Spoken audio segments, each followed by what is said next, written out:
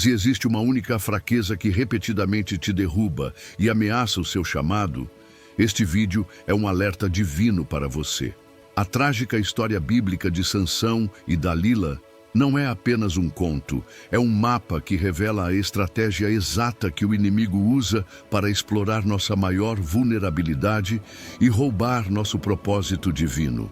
A queda do homem mais forte da Bíblia foi um plano, e entender esse plano é a chave para a sua vitória. Fique até o final, porque o que vamos revelar hoje pode te ajudar a destruir essa mesma armadilha em sua vida. E se você leva a sério sua caminhada espiritual, mas ainda não faz parte do nosso canal, clique agora em inscrever-se e ative o sino. Muitos que são abençoados se esquecem de fazer isso. Não perca o que Deus tem para você. Agora, vamos mergulhar nesta poderosa lição. Meu amigo, minha amiga de fé, seja muito bem-vindo.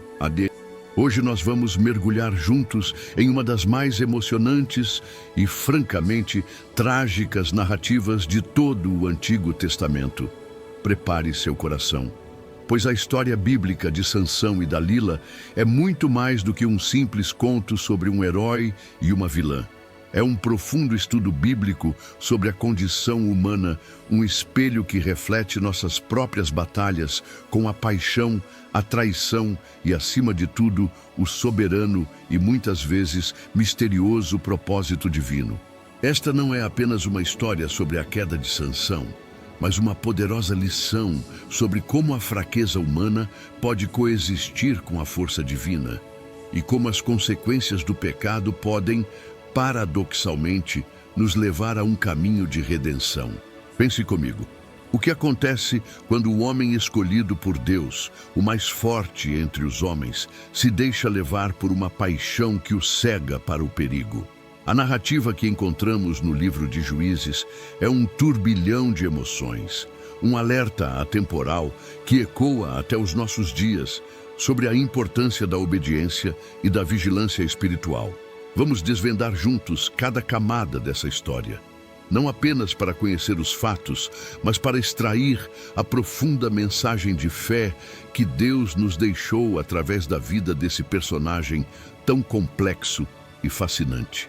Nesta nossa jornada de hoje, quero te guiar passo a passo por este relato sagrado. Começaremos explorando a origem milagrosa de Sansão, entendendo o que significava o sagrado voto de Nazireu, que ele carregava desde o ventre de sua mãe. Um pacto que era a própria fonte de seu poder. Veremos como o Espírito de Deus se manifestava nele, transformando-o no verdadeiro juiz de Israel e no temido homem mais forte da Bíblia. Vamos testemunhar suas demonstrações de poder quase inacreditáveis contra os filisteus, os opressores e inimigos de Israel. Mas é aí que a trama se adensa. Investigaremos o fatídico encontro com Dalila, uma figura enigmática que se torna o instrumento da sedução e da manipulação. Acompanharemos com o coração na mão cada tentativa dela de desvendar o segredo da força dele, um segredo guardado no cabelo de Sansão, o símbolo visível de sua consagração. É uma aula sobre como a insistência do pecado pode desgastar até o mais forte dos homens, levando-o a uma terrível revelação do segredo, e não vamos parar na tragédia. O clímax de nossa conversa será analisar a dolorosa perda da força, quando após a traição, seus olhos vazados e sua humilhação na prisão em Gaza se tornam o cenário de uma das mais comoventes viradas da Bíblia. É no fundo do poço, na escuridão total, que uma luz de arrependimento começa a brilhar. Veremos como sua oração final, um último clamor por força, não foi um ato de vingança, mas um ato de sacrifício que cumpriu seu chamado de uma forma espetacular e definitiva. Ao derrubar as colunas do templo de Dagon, o templo pagão, Sansão nos deixa um legado de que a redenção é possível mesmo após as maiores falhas. Esta teologia contida na história dele é riquíssima e nos ensina que não importa o quão longe possamos ter ido, a mão de Deus ainda pode nos alcançar e usar nossa vida para a sua glória. A vida de Sansão é uma prova de que ele era, de fato, um herói da fé, não por ser perfeito, mas por sua jornada de queda e restauração. Para que possamos compreender a profundidade da queda de Sansão, primeiro precisamos escalar a montanha de seu chamado divino, entender a origem de tudo. A história bíblica dele não começa com um ato de guerra, mas com um milagre de esperança, narrado lindamente no livro de Juízes, capítulo 13. Imagine a cena: o povo de Israel oprimido, sofrendo nas mãos dos filisteus, seus inimigos. E no meio desse cenário, um anjo do Senhor aparece a uma mulher estéril e anuncia que ela conceberá um filho. Este não seria um menino qualquer, ele seria um libertador, um juiz de Israel, cujo propósito divino era começar a salvar seu povo. Desde antes de seu nascimento, Sansão já era separado por Deus, e essa separação veio com um pacto, uma regra de vida sagrada, o voto de Nazireu. Pense nisso, meu amigo. O que significa ser Nazireu?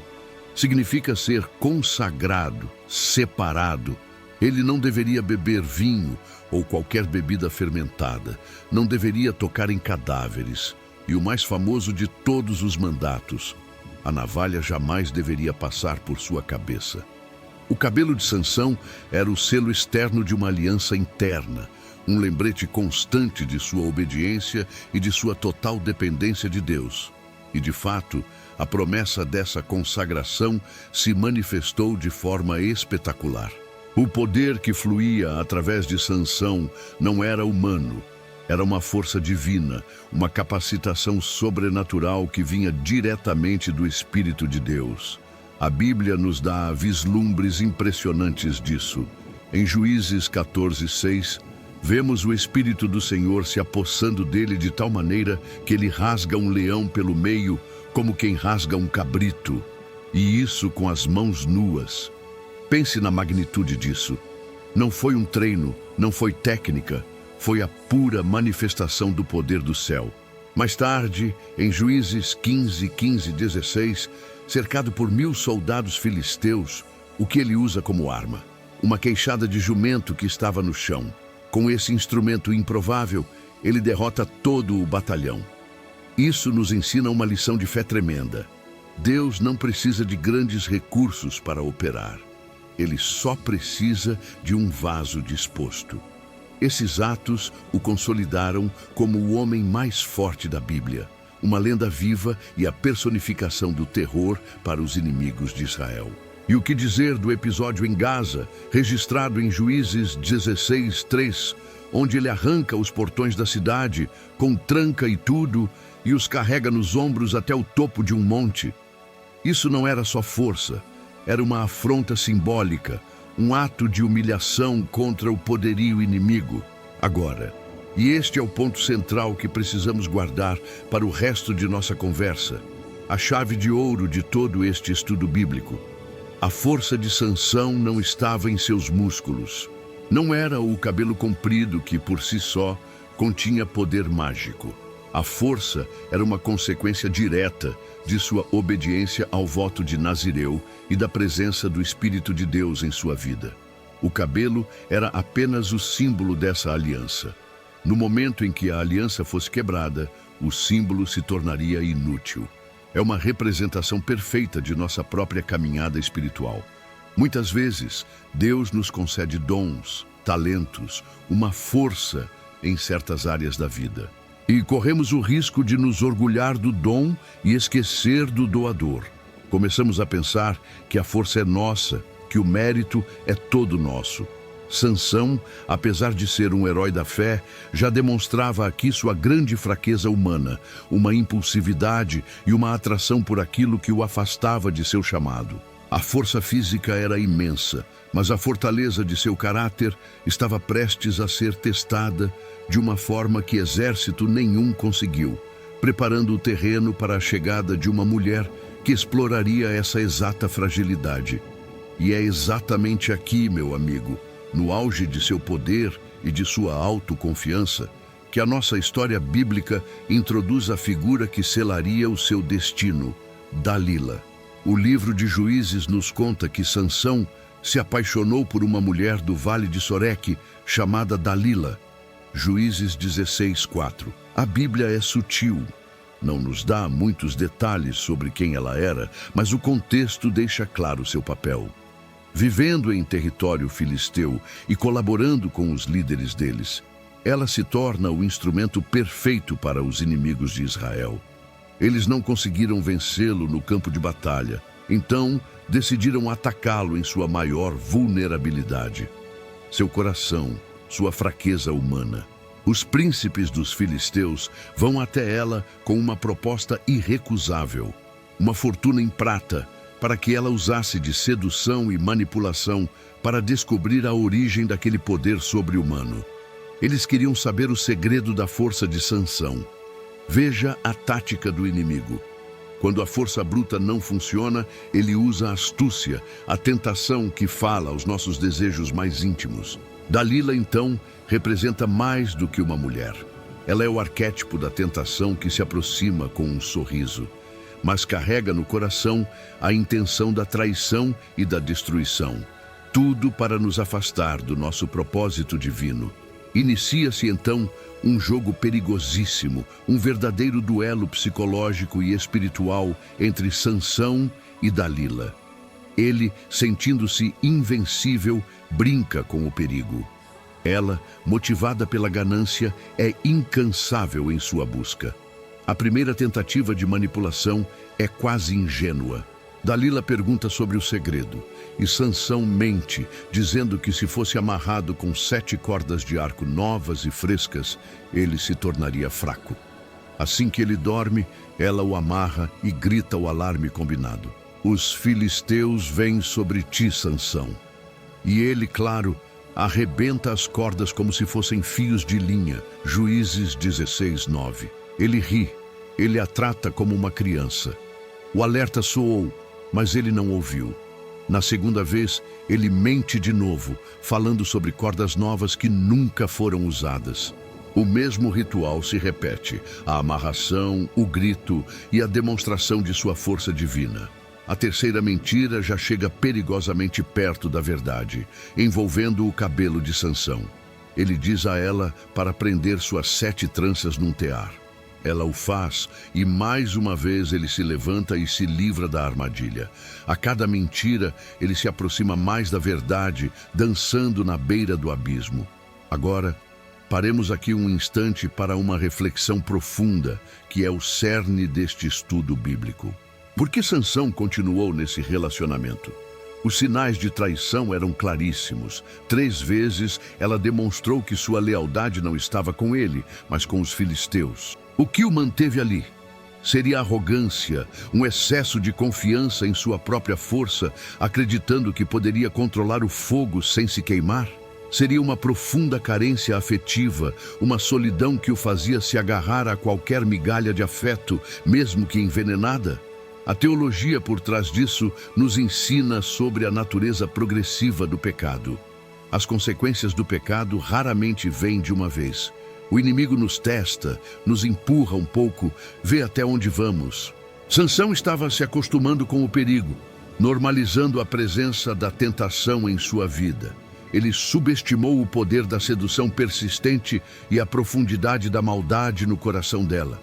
Essa é uma lição para todos nós.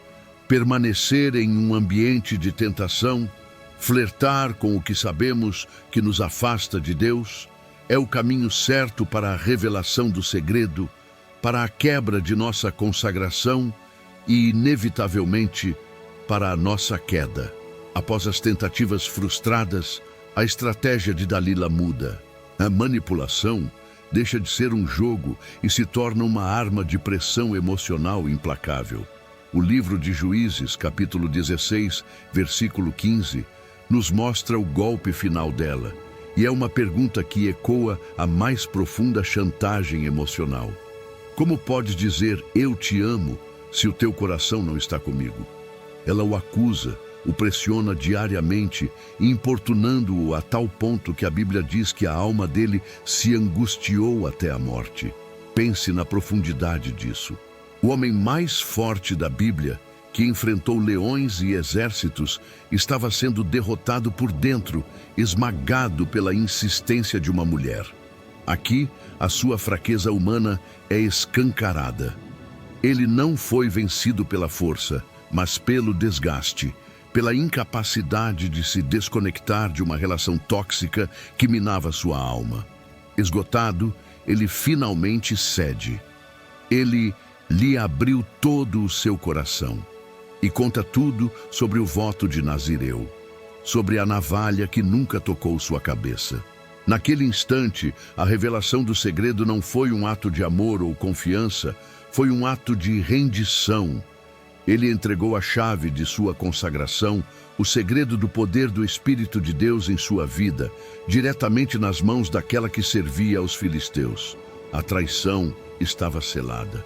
A cena seguinte é uma das mais trágicas e icônicas de toda a Bíblia. Dalila, sabendo que agora detinha a verdade, prepara a armadilha final. Ela o faz adormecer em seu colo, uma imagem perversa de intimidade que precede a destruição.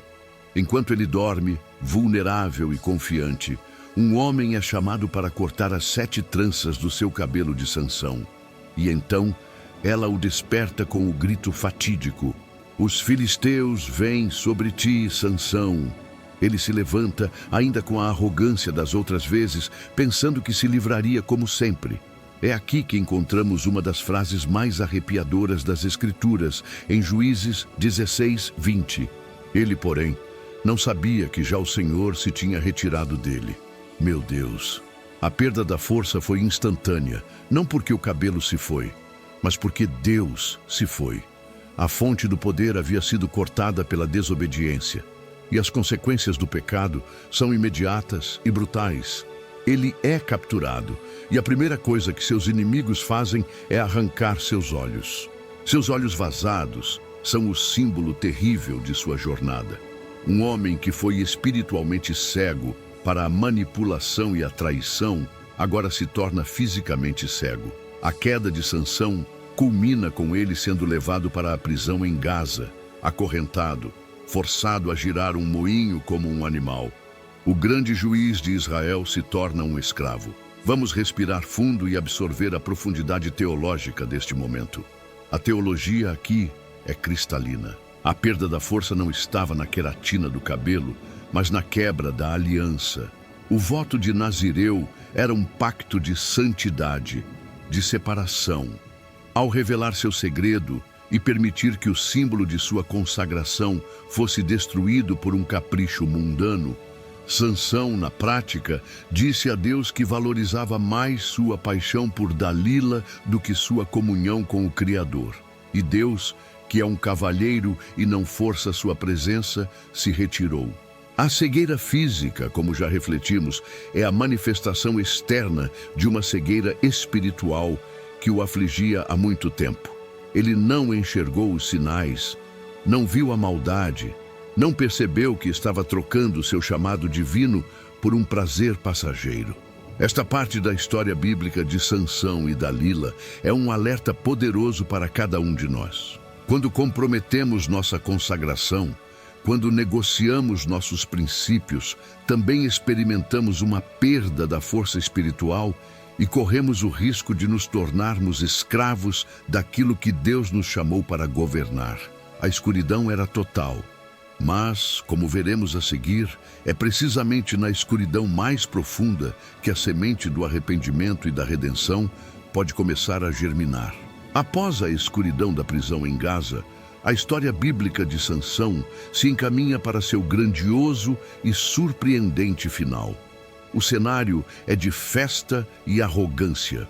Os príncipes dos filisteus se reúnem para oferecer um grande sacrifício e celebrar em honra ao seu ídolo, o deus Dagom, a quem eles creditavam a captura de seu maior inimigo.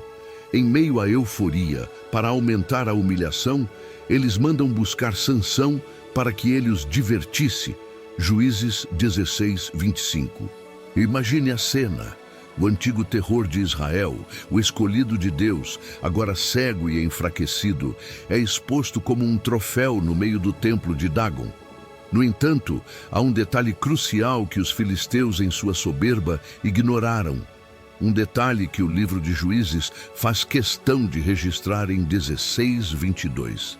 E o cabelo da sua cabeça começou a crescer de novo.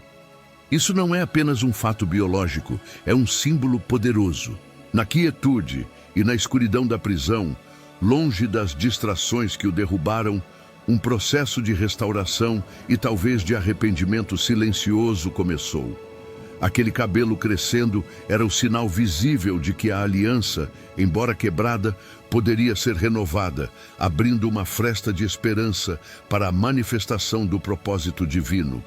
É nesse momento de humilhação máxima que ocorre uma das viradas mais espetaculares da Bíblia. Sansão, guiado por um jovem, pede para ser posicionado de forma que pudesse tocar as colunas centrais que sustentavam todo o templo. Ali, em meio ao barulho da zombaria, ele faz sua oração final. E que oração! Não é uma oração longa ou teologicamente perfeita, mas é brutalmente honesta e cheia de fé. Ele clama: Senhor Deus, peço-te que te lembres de mim e dá-me força. Peço-te, só esta vez, ó Deus. Juízes 16:28. Analise essas palavras. Ele não clama com base em seu próprio mérito. Ele clama pela misericórdia de Deus. Lembra-te de mim. Ele reconhece que a força não é sua. Dá-me força. É um grito de total dependência. Com essa oração nos lábios, ele se firma contra as colunas do templo. E com um último brado, a força divina flui para ele uma vez mais, de forma avassaladora. O templo desaba e a Bíblia conclui com uma declaração impressionante. E foram mais os que matou na sua morte do que os que matara em toda a sua vida. Juízes 16:30. Sua morte não foi um suicídio de desespero, mas um ato de sacrifício que cumpriu seu chamado de forma definitiva. Então, qual é o legado final de Sansão? Ele é um personagem complexo, cheio de falhas, movido por paixões, mas que no fim é lembrado como um herói da fé. Sua vida não é um manual de como viver, mas é um poderoso testemunho da soberania e da graça de Deus. Ele cumpriu o propósito divino para o qual foi chamado: abalar a estrutura de poder dos filisteus de forma irreparável. A prova final de sua restauração não está no Antigo Testamento, mas no Novo. No grande hall da fé, em Hebreus capítulo 11, o autor o lista entre gigantes como Gideão, Davi e Samuel. Isso nos mostra uma teologia maravilhosa. Deus, em sua avaliação final, escolheu focar em seu ato de fé e em seu coração arrependido, e não em suas falhas. A jornada de Sansão, com sua queda e redenção, é uma eterna mensagem de fé para todos nós. Ela nos garante que não importa quão grande seja o nosso erro, não há abismo tão profundo que a graça de Deus não possa alcançar. Nossa história não precisa ser definida por nossos piores momentos, mas pela sinceridade de nossa oração final e nossa volta para os braços do Pai. A jornada de Sansão nos deixa uma lição poderosa. Nossa maior força e nossa maior fraqueza, muitas vezes, moram no mesmo lugar.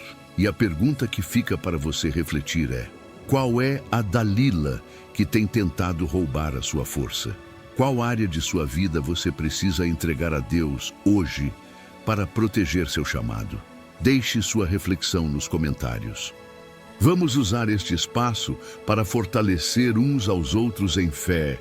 Se esta mensagem te abençoou e você ainda não faz parte desta família, inscreva-se agora e ative as notificações para não perder nosso próximo estudo. E não saia ainda. Clique no vídeo que está aparecendo na sua tela, pois ele contém a próxima mensagem que Deus preparou para você. Eu sou o Bíblia Narrada. Fique na paz e até a próxima.